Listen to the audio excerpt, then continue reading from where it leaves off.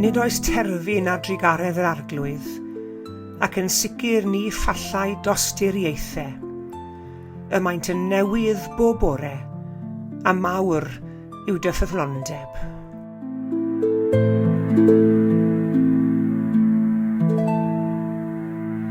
Bore da iawn i chi gyd, a chroeso cynnes iawn i roedfa ddigidol y bore yma.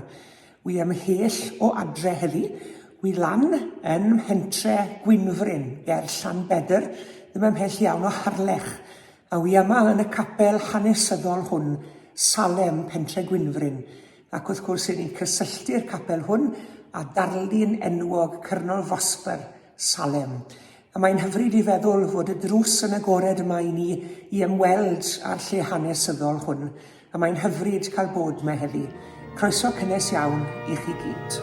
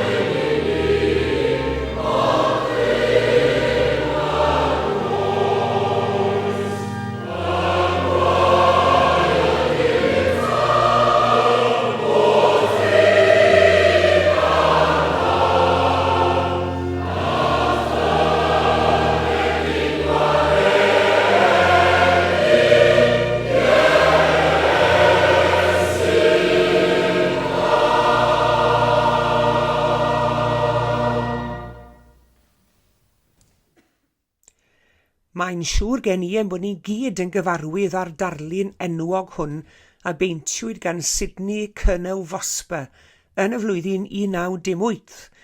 Enw'r darlun wrth gwrs yw Salem, ac fe rhoddwyd y teitl Salem ar y llun gan mae golygfa o'r capel hwn o gapel Salem ym mhentre Gwynfryn ydyw. Mae'n ddarlun o wraig o'r enw Siân o Dyn y Fawnog yn eistedd yn y capel yn ei siôl Gymraeg. Mae'r rhai'n credu bod nhw'n medru gweld llun y diafol ym mhlygiadau'r siôl. Mae peintiad gwreiddiol capel Salem i'w weld heddi yn oriel gelf yr arglwyddes Lever, Lady Lever Art Gallery, yn Port Sunlight, Kilgwri, yn Lloegr. Fe ddath y llun yn boblogaidd oherwydd y cysylltiad â sebon, os cofiwch chi. Prynwyd y llun yn 1919 gan y diwydiannwr William Hesketh Lever am £100. Defnyddiwyd y llun i hyrwyddo Sunlight Soap, ac fe ddath tocyn bychan am ddim gyda phob bar o sebon a gellid cyfnewid y tocynnau am gopi o'r llun hwn.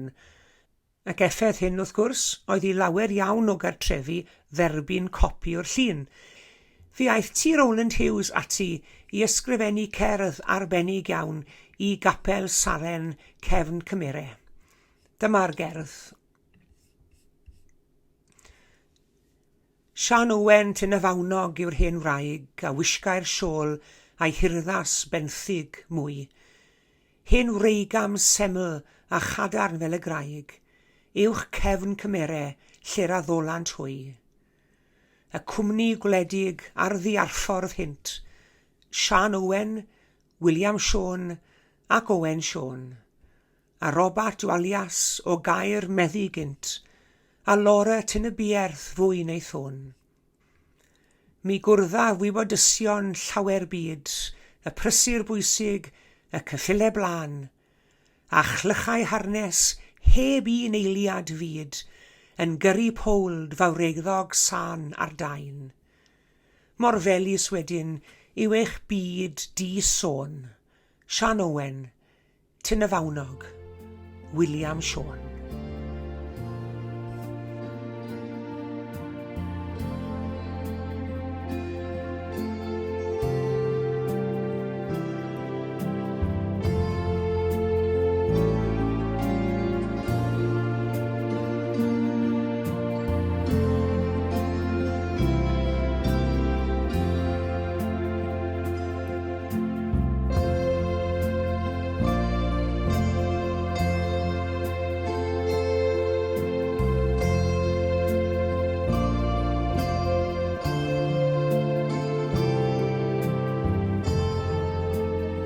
Gadewch i ni nawr wrando ar air Duw. Wrth esgyn i bilpit Salem ar fy ymweliad pa ddydd, dyma sylwi bod y Beibl oedd yr astell y pwlpit ar agor, hen Feibl, Beibl William Morgan, ac mi roedd y Beibl ar agor ar y 7fed bennod o'r epistol neu'r llythyr at yr Hebreed. Ac yn yr adnod gyntaf, dyma weld yr enw Salem. Dyma'r geiriau. Brenin Salem oedd Melchisedec ac offeiriad i'r Duw goruchaf. Pan oedd Abraham ar ei ffordd adre ar ôl gorchfygu nifer y frenhinoedd mewn brwydyr, daeth Melchisedec ato. Dyma Melchisedec yn bendithio Abraham, a dyma Abraham wedyn yn rhoi 1/10 o'r cwbl oedd wedi ennill i Melchisedec. Ystyr Melchisedec ydy y brenin cyfiawn, ac mae'n frenin heddwch hefyd, a mae dyna ydy ystyr brenin Salem.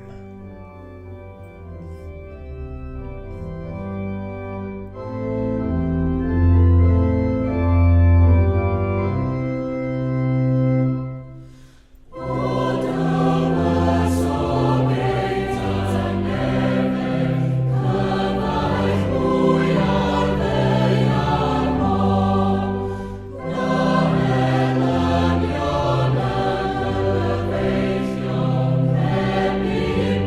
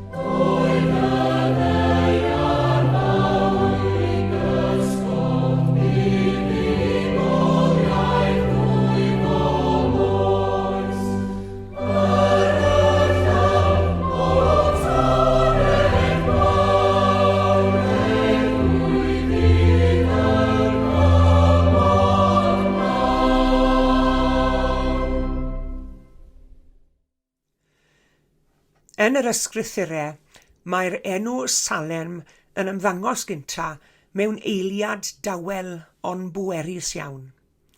Yn y 4 bennod ar leg o lyfr Genesis, ar ôl buddugoliaeth Abram, daw ffigwr dirgel i'r amlwg, Melchizedek, brenin Salem, ac offeiriad y Duw goruchaf. Mae'n dod â bara a gwyn ac yn bendithio Abram. Mae Salem yn golygu heddwch, nid dim ond absenoldeb gwrthdaro, ond cyfiawnder, cyfanrwydd a harmoni o Duw. Dyma wraidd y gair shalom. Mae gyda ni 2 air yn y Gymraeg yn does, heddwch a thangnefedd. Heddwch y nefoedd yw tangnefedd, y shalom. Felly, beth sydd gan Salem ei ddysgu i ni heddi? Wel, yn gyntaf, Salem yw'r man lle mae cyfiawnder a heddwch yn cyfarfod. Mae Melchizedek yn frenin ac yn offeiriad, cyfuniad prin iawn. Mae enw'n golygu brenin cyfiawnder, ac mae'n teyrnasu dros Salem, sef heddwch. Nid yw cyfiawnder a heddwch yn bethau ar wahân. Nid yw gwir heddwch yn dod o anwybyddu cam. Daw o fyw'n gywir ge bron Duw. Mae lot o bobl yn trio ceisio heddwch drwy osgoi tensiwn, lleddfu poen, neu reoli amgylchiadau. Ond daw heddwch Beiblaidd, neu dangnefedd, o fod mewn cytsgord ac ewyllus Duw. Ni allwch gael Salem heb gyfiawnder. Yn ail, mae Salem yn ein pwyntio ni tuag at Grist. Nid ffigwr hanesyddol yn unig yw Melchizedek, mae'n rhagfynegu Iesu Grist.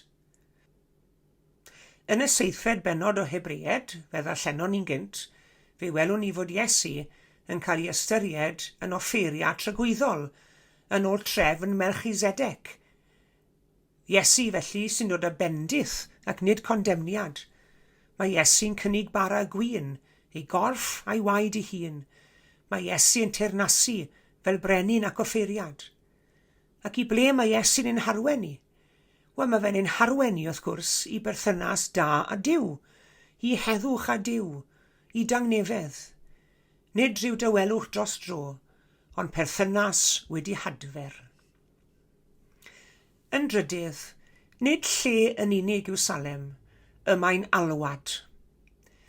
Yn ddiweddarach, mae Salem yn cael ei gysylltu â Jerusalem, dinas Duw, ond mae'n wirionedd dyfnach na hyn.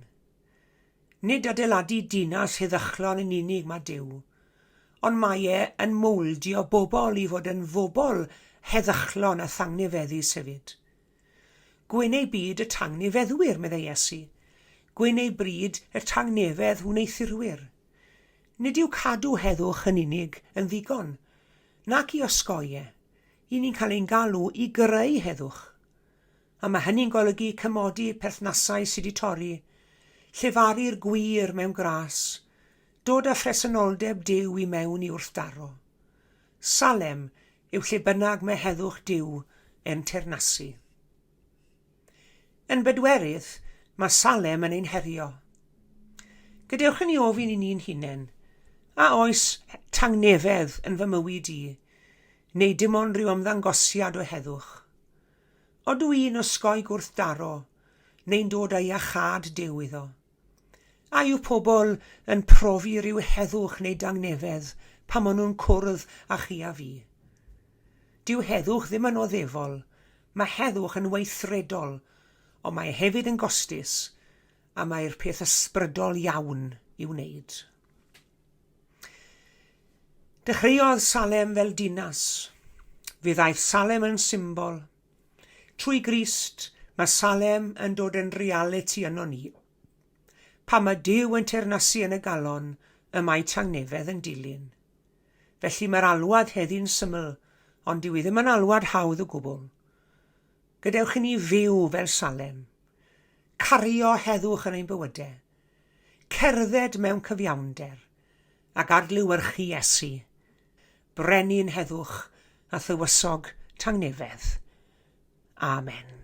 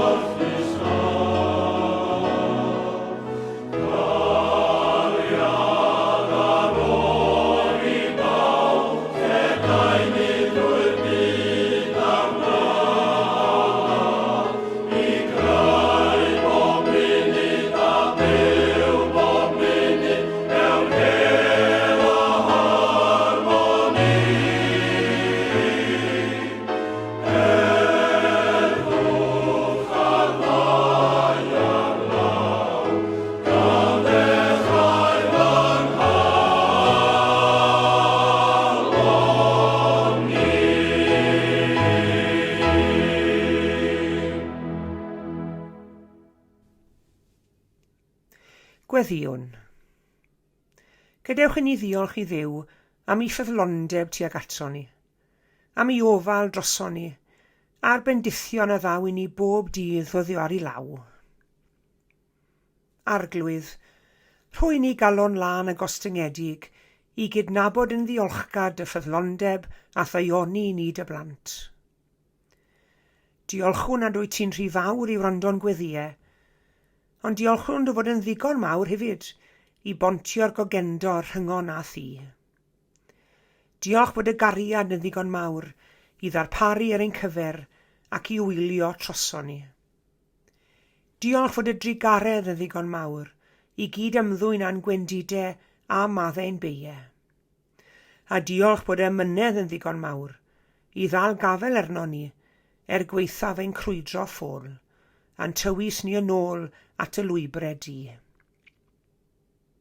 Arglwydd, ro ras i ni ymateb i ffyddlondeb, trwy ymgyflwyno'n llwyrach i'r ardwydd Iesu ac i gymdeithas a gwaith i eglwys e. Gwna ni'n ffyddlon mewn gweddi, yn ymroddgar mewn gwasanaeth ac yn lân mewn meddwl gair a dymuniad. Boed i ni fawrhau y fraint o berthu ni deulu dy bobl a byw i ryngu dy fodd di. Arglwydd, arddel a bendithiad y blant ym mhob man heddi. Bendithia'r rhai sy'n ffyddlon i Iesu, yr rhai sy'n ymdrechu dros gyfiawnder ac yn tystio i'r gwirionedd, rhai yn wyneb erledigaeth ac yn bydrwydd. Bendithia'r rhai sy'n ffyddlon yn ei gwaith, yr rhai sy'n dwyn i tystiolaeth i ti, mewn swyddfa a gweithdi, mewn ysgol ac ysbyty, mewn senedd a chyngor. Bendithia'r rhai sy'n ffyddlon yn ei teuluoedd, yr rhai sy'n magu plant, yr rhai sy'n gofalu am yr hen a'r llesg, a'r rhai sy'n gwarchod aelwyd a chartre, gweithaf a'n ffyddlondeb eraill. Bendithia'r rhai fi unwaith yn ffyddlon i ti, ond sydd bellach wedi cilio. Tywys nhw'n ôl ata ti ac i deulu'r ffydd. Cliw ein gweddi ar ein rhan, a chymwysa ni wrth i fod yn ddisgyblion mwy teyrngar i Iesu Grist, ein harglwydd a'n gwaredwr. Ein tad, yr hwn wyt yn y nefoedd, sancteiddiau'r dy enw, deled y deyrnas, gwneler dy ewyllus, megis yn y nef, felly ar y ddeiar hefyd. Daro i ni heddiw ein bara beinyddiol, a maddau i ni ein dyledion, fel y meddywn yna i'n dyledwyr. Ac nac arwai ni brofedigaeth, eithi'r gwared ni rhag drwg, canis eiddo ti o'r deyrnas, a'r nerth, a'r gogoniant, yn oes oesoedd. Amen.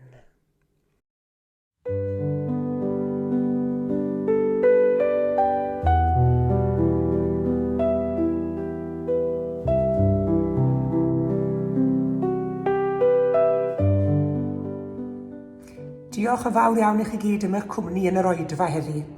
Tan y Sul nesaf, cadwch yn ddiogel ac yn iach. A gras ein harglwydd Iesu Grist a chariad Duw a chymdeithas yr ysbryd glân a fyddo gyda ni wll. O Salem, pentre Gwynfryn, ger Llanbedr, hwyl fawr i chi.